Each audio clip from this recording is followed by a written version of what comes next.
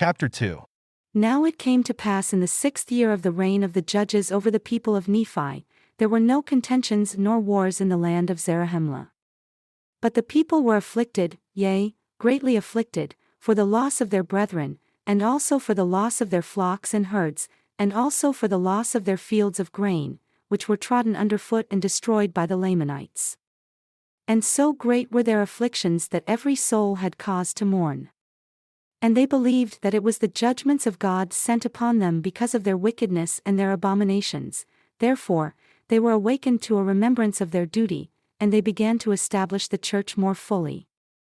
Yea, and many were baptized in the waters of Sidon and were joined to the church of God. Yea, they were baptized by the hand of Alma, who had been consecrated the high priest over the people of the church by the hand of his father, Alma. And it came to pass in the 7th year of the reign of the judges, there were about 3,500 souls that united themselves to the church of God and were baptized. And thus ended the 7th year of the reign of the judges over the people of Nephi, and there was continual peace in all that time. And it came to pass in the 8th year of the reign of the judges that the people of the church began to wax proud because of their exceeding riches, and their fine silks, and their fine twined linen, and because of their many flocks and herds, and their gold, and their silver, and all manner of precious things, which they had obtained by their industry.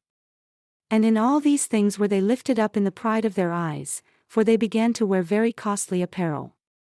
Now this was the cause of much affliction to Alma, yea, and to many of the people whom Alma had consecrated to be teachers, and priests, and elders, over the church.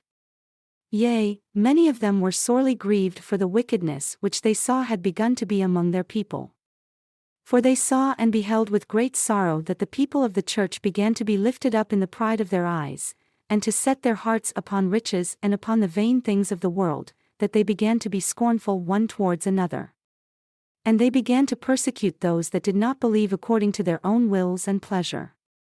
And thus, in this 8th year of the reign of the judges, there began to be great contentions among the people of the church, yea, there were envyings, and strifes, and malice, and persecutions, and pride, even to exceed the pride of those who did not belong to the church of God.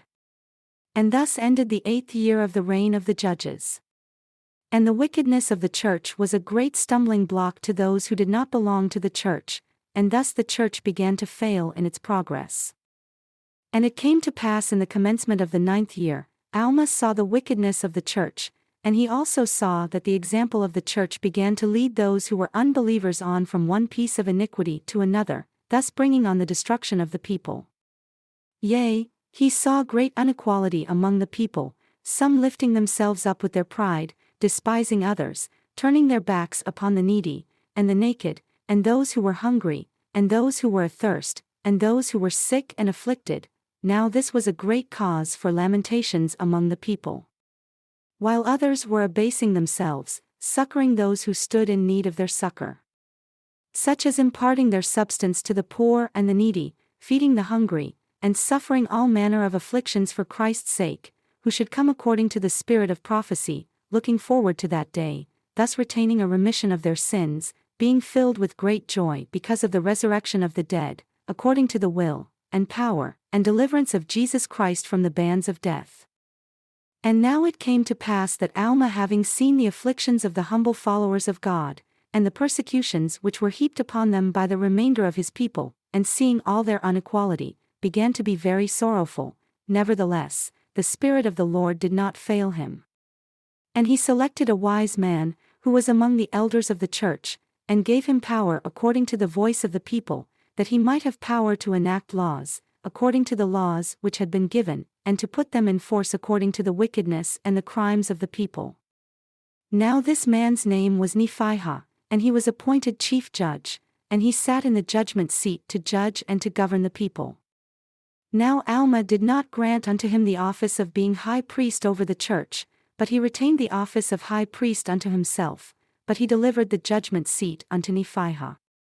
And this he did that he himself might go forth among his people, or among the people of Nephi, that he might preach the word of God unto them, to stir them up in remembrance of their duty, and that he might pull down, by the word of God, all the pride and craftiness, and all the contentions which were among his people, seeing no way that he might reclaim them save it were in bearing down in pure testimony against them.